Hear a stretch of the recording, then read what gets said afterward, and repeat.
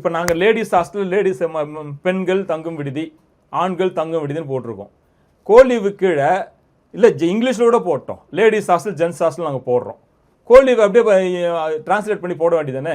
Ladies and gents can join together can join stay year அப்படின்னு போடலாமே, போட சொல்லுங்க.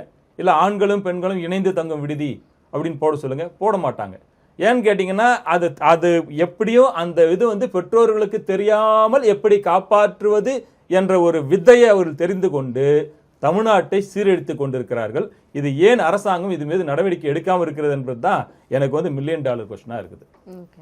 So இந்த கோ லிவிங் ஒரு பக்கம் இருக்க, இன்னொரு பக்கம் வந்து பிஜி ஹாஸ்டல், லேடிஸ் பிஜி ஹாஸ்டலில் நடக்கக்கூடிய அட்டூழியங்கள். இப்போ வந்து பேரண்ட்ஸ் வந்து சேர்க்குறாங்கன்னா ஒரு கவர்மெண்ட் பிஜி ஹாஸ்டலா இல்லை ஒரு நம்பகமான ஒரு பிஜி ஹாஸ்டலாக போய் சேர்த்து அங்கே இருக்கிறதெல்லாம் கண்காணிச்சுட்டு வராங்க. ஆனால் அவங்க வந்து ஒரு ஃபர்ஸ்ட் இயர் முடிச்சதுக்கப்புறம் அவங்க ஃப்ரெண்ட்ஸோட சேர்ந்து வேற ஒரு பிஜிக்கு போகிறோம், இல்லை நாங்கள் வந்து ரூம் எடுத்து ஸ்டே பண்ணுறோம், அங்கே போயிட்டு நிறைய அட்டூழியங்கள் பண்ணுறாங்க. அது என்னென்ன மாதிரியான அட்டூழியங்கள்லாம் பண்ணுறாங்க தெரிஞ்சுக்கலாமா சார்? இப்போ நீங்கள் கடந்த ஒரு 6 மாதத்துக்கு முன்னாடி நடந்த ஒரு சம்பவம் உங்களுக்கு தெரியும்னு நினைக்கிறேன்.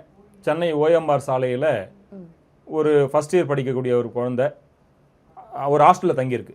ஹாஸ்டல்லேருந்து நான் வீட்டுக்கு போகிறேன்னு சொல்லிட்டு அவங்க ஃப்ரெண்ட்ஸ் எல்லாம் வந்து ஒரு அப்பார்ட்மெண்ட்ஸ்லேயே ஃப்ளாட்லேயே தங்கியிருக்கிறாங்க. அந்த அப்பார்ட்மெண்ட்ஸில் போய் தங்கிச்சு.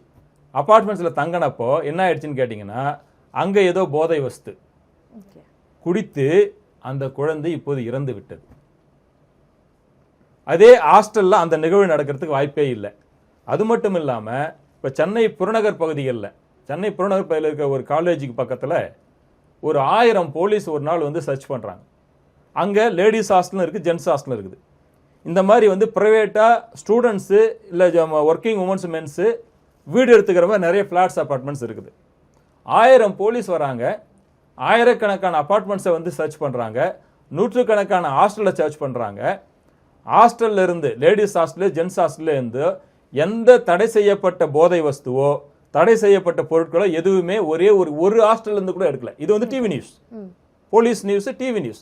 அதே இடத்துல நீங்க கேட்ட கேள்விக்கு வரேன். அபார்ட்மெண்ட்ஸ்லையும் ஃபிளாட்ஸையும் தங்குற பிள்ளைங்க இருந்த இடத்துல உலகத்தில் இருக்கக்கூடிய அதிநவீனமான போதை வஸ்துக்கள், நவீனமான போதை இழுக்கும் கருவிகள் எல்லாம் வந்து ஒரு பெரிய டேபிள் மேல வச்சு அதை வந்து அடுக்கி அதை போட்டோவா போட்டு நியூஸ்ல போட்டாங்க.